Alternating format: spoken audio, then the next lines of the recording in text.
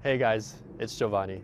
I'm a life coach that helps people understand social situations. In this video, I want to talk to you about how to deal with people that have anger issues. Full disclaimer, I am not a medical professional. I'm not a licensed therapist. The information and the insights I'm about to give you are based on my personal experience from coaching clients over the last few years. Specifically, clients that are dealing with people that have anger issues in their lives. In this video, I'm going to talk about what it's like living with and interacting with people with anger issues. I'm going to talk about the real reason that people have these anger outbursts, moments of rage, and what happens, what to look out for when that happens. I'm going to show you how to de-escalate those situations. I'm going to show you how to solve these type of problems in your life.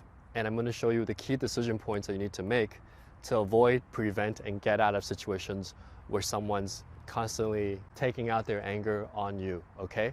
If you find this video useful, you may want to consider subscribing to my channel because I talk about a lot of different issues other than dating, and I hope that this one can really help you. When someone has anger issues, it could range from someone who gets angry like once a month and he has this huge outburst to someone who basically is fueled by his rage, okay? I'm using him, it could be her as well. For example, you might have a friend that you see once a week, and every 3 or 4 times you go out, you can see him or her maybe getting anger at a waitress for, being 2 minutes late, being angry at the Uber driver, not because of anything they did, but because they were in a bad mood.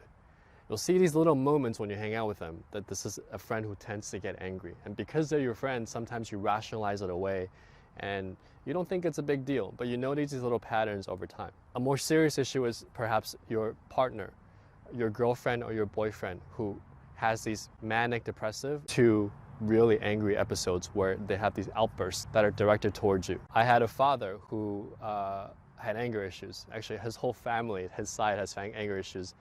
And he would often take it out on me as a kid, physically, verbally. That is the extreme of the spectrum. So you have the spectrum of people that are dealing with their anger in not such a healthy way. Now, you as a person that is a bystander, what can you do about it? The first thing to understand is that everyone has a right to their emotions. I get angry sometimes. I feel sad sometimes when certain things happen or certain things I perceived to have happened. Every human being is entitled to their emotions. When someone's angry, generally speaking, it comes from this deep need to express themselves or to impose themselves on others. And if you go back to the origin of that, it's really, I wish I was understood, or I feel like I'm hurt, so I'm gonna hurt other people. That's where that comes from, okay? My therapist told me anger, revenge comes from feeling insignificant, feeling not seen by the world. So in a way, you should first seek to understand, right? Then be understood. And so understand that people that are angry, it's coming from a place where they feel empty and they feel like that anger might be able to get them somewhere. So in that sense, I empathize with people that are dealing with anger issues, and wherever I can, I try to help. However, that being said, it becomes a problem when that person is conditioned to be angry all the time. Maybe the first time they got angry, they get something out of it. There's a certain rage that propels you forward. And then it becomes this destructive cycle where they're actually wired to be angry when things don't go well, when they feel out of control, when they feel like they need to assert control. It becomes a behavior pattern. My dad, for example, whenever things didn't go well at his job, he would come home and he would just be triggered by the very little things that I would do as a 5-year-old, right? And I would just get beat. It's one of the reasons why I moved out at 16 so early, to just get out of that environment. Interestingly, if you are a kid growing up with an angry parent, if you're paying attention, you actually start developing skills where you can read someone's micro expressions and gestures really carefully because you're trying to gauge at all times how to avoid the anger or de-escalate the parent's anger at you. As a kid, all you want is love, and so you're trying to avoid their anger or you're trying to calm them down. I have a very good friend who she grew up in a household like this, and she's emotionally more intelligent than most of my friends and people that are older than her, partially because of this experience. As an adult, if you ever dealt with a partner who has anger issues, you start to learn to recognize those little patterns that set them off, and you become, if you're paying attention and conscious, aware of the little signals that lead to that outburst. So what do you do when these outbursts happen? Well, there are a lot of de-escalation methods that I've studied, from police academy trainings to de-escalating guys that were trying to steal my girls from dating. There's no hard and fast rule, right? Because each person's different. You have to try different tactics to see what works for that person to de-escalate them. But here's the general steps that I've learned that seem to work. Again, disclaimer, I'm not a therapist, I'm not a medical professional. These are just things that I've used myself personally in my life that seem to have worked. The first thing you do when someone's angry is one of two things. You can acknowledge their emotion. You can say, hey Kevin, I understand that you feel perhaps angry or anxious right now. I acknowledge your feelings. However, we just sat down and perhaps they're a little busy at this restaurant today. Why don't we take a bathroom break anyway? And by the time we get back, the menu will be ready. By acknowledging their emotion, they feel like they're being understood, and then you provide a better alternative for them rather than that route where they get angry and starts cursing at the waiter. What you don't want to do is say, just calm down. When you tell an unhappy person, just be happy, they get really defensive because they feel like you don't understand them, number one, and number two, they don't want to come down. When their emotions here in anger and you're trying to flip that emotion here, you cannot just jump from here to here. You need a gradual transition. So when you tell them, just calm down, just be chill, that will not work on an angry person. They will just get more angry because they feel like you don't even understand their anger. Now, some people, when you tell them that, when you acknowledge their emotions, they might say something like, stop trying to read me, or you don't know what you're talking about, or you don't know how I feel. Either you got their emotion wrong, like maybe they were anxious instead of angry, or you got their emotion right, but they don't trust you. And so, or they're so angry that they override that understanding. In that case, what I usually do is instead of acknowledging their emotions, I'll acknowledge their actions. Especially with guys that are a little bit more action oriented. I'll say, hey, I know we're waiting for the waiter. They're a little bit late. They're a little bit busy today. Your voice is starting to get really high and other people are starting to notice. Why don't we take a break and just chill for a bit? We can go for a walk, you can take a bathroom break, and I'll make sure that they get us the menu in the next 10 minutes, okay? So instead of saying, I understand, acknowledge you, and them finding it fake or finding it too vulnerable to absorb at that moment, you just say, hey, your voice is getting loud, and it's actually affecting people around us. It's not just us anymore. You're breaking that us bubble to include social pressure from the tribe, right? The next step you want to take is provide an alternative step that moves them off of the fight or flight response. So good steps are, let's take a break. Why don't we take a breather? Why don't we take a walk in the park? Hey, how about I order pizza? You know, what do you want on your pizza? You want to get their mind off of like this emotion into something really small and specific that moves them off of this track of getting to burst mode, right? When you're fighting with a partner, sometimes say, listen, we're both feeling a lot of emotions right now. Why don't we take 5 and come back and just be more calm? A really, really good book you want to read if you're in a relationship with someone like this is called Nonviolent Communication. There's a whole school of thought and instructors that specialize in nonviolent communication.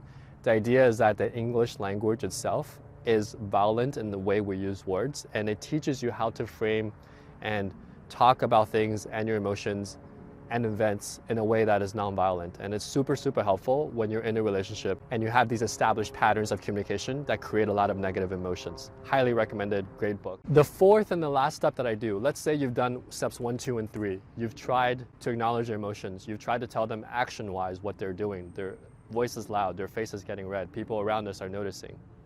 You have provided an alternative path and they still blow up, okay?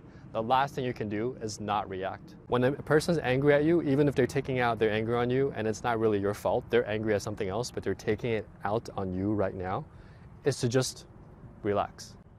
And it's super hard to do because I personally experienced like my dad literally beating me. But if you talk back, if you say something and you're just saying, you know, you're being a angry a-hole, that actually feeds into the anger. Any negative emotion feeds into the anger. I think, you know, Giovanni, you're being a pussy. Like, why don't you do something, fight back? But think about it like if you're a 5-year-old kid versus an adult, how the hell are you going to fight back? Even in relationships where there's 2 adults, if you fight back, there's a chance that relationship could get worse.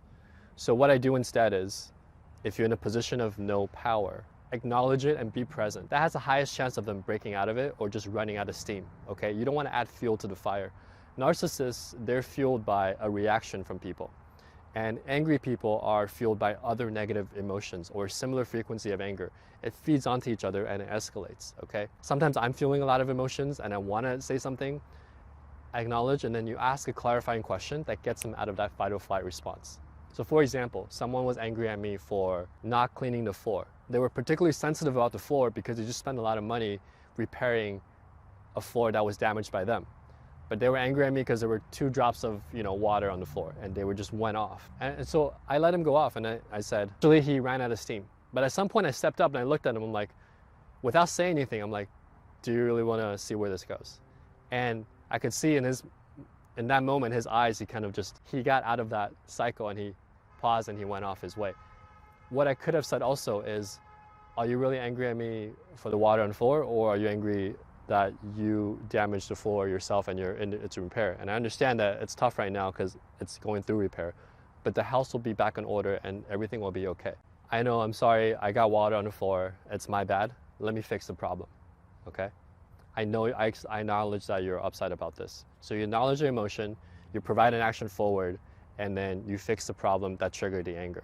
I know you're angry right now, I acknowledge you, but this is just 2 drips of water. Everyone makes mistakes, I'm sure you do too, okay? You're probably angry at me right now because you're feeling a lot of emotions from other factors, and I would really appreciate it for our relationship for you to not take it out on me. I acknowledge my faults and I'm responsible for them, but you don't have to be like that with me. I love you and everything will be okay. So that's a more direct response, and sometimes depending on that other person's personality, they'll respect you for it. But if that person doesn't respect you, or it's already established pattern, like they're the power figure in the relationship, when you say that to them, it could be viewed as a challenge and it can create a more difficult situation for you, especially if you live together, okay? So you have to really gauge what kind of response you want to take. I have found that having a more empathetic response keeps the peace. Having a more confrontational response works when you're friends because you want the best for them. But when you're living with that person, when you're in an intimate relationship, sometimes that response can backfire, especially when that other person is not in a growth mindset. And that takes us to the next topic is, okay, this has happened over and over again. I have tried so hard to fix this, but it just keeps happening and I feel like every time it happens. What can I do, Giovanni? Well, here's my answer for you. If you're in a relationship, Tony Robbins would say, take the next 100 days and do everything you can to put that person in your top priority. So the next 100 days, give them everything, add value, just love them and acknowledge them, okay? And he says, at the end of 100 days, if they don't give anything back to you, then you call it quits. That's a situation when you really love that person, you're in a relationship, and you don't want to break up. In most other situations, what you want to do is ask yourself these 4 questions. Number 1, is that person aware that they have an anger issue? The first thing I do, if it's a good friend, I'll sit them down and say, you know I love you, right?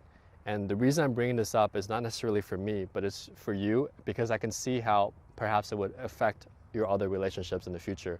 And it will actually affect your job, your intimate relationships, and your friendships. And you bring it up to them so that they know it's an anger issue. There's 2 responses to this. One is they can deny it and come up with an excuse, in which case you have your answer. Or they can say, okay, I got it. Then you go down the list. But here's the thing that I teach all my clients. Watch people's behavior patterns, not what they say. And when someone shows you who they are, believe them. So I always go through these 4 things on my checklist. Number 1 is, are they aware of the problem?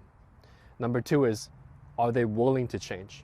It's really interesting when someone's aware of their problem and they're actually proud of it. Well, they say they're aware of it, they say they're gonna change, but their behavior shows otherwise. And this is a very dangerous red flag in a relationship. When someone's aware of the problem and they say they're willing to change, but their behavior shows they're not willing to change. They don't care. Do they have the capability to change? Right? This is where a therapist comes in. Sometimes you get into these situations in relationships where that person doesn't have the tools to non-violently communicate. That person doesn't have the tools for, cognitive behavioral therapy to recognize their thoughts, stop it, inhibit it, and take on another path. They don't understand the neural pathways, how patterns are constructed. They're not into self-development like I am or you are if you're watching this channel. By the way, please give me a like or a thumbs up. It really helps with the YouTube algorithm so we can help more people that are struggling with this.